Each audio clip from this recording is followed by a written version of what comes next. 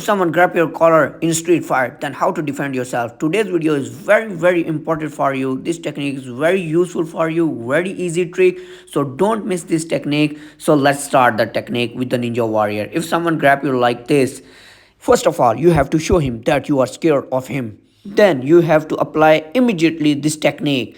So step number 1, keep your hand under his arm like this position. Now bring your other hand under his arm like this, as you can see. Now grab your hand and twist your body and keep his arm on shoulder.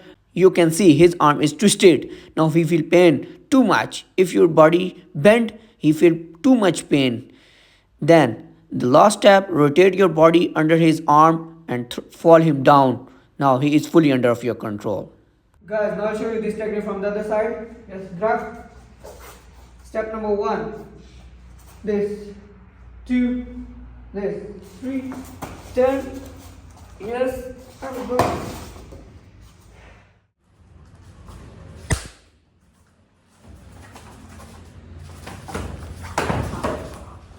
Guys, what about this technique? If you like, then press the like button, subscribe our channel and share our video with your friends, and don't forget press the bell icon. Thank you.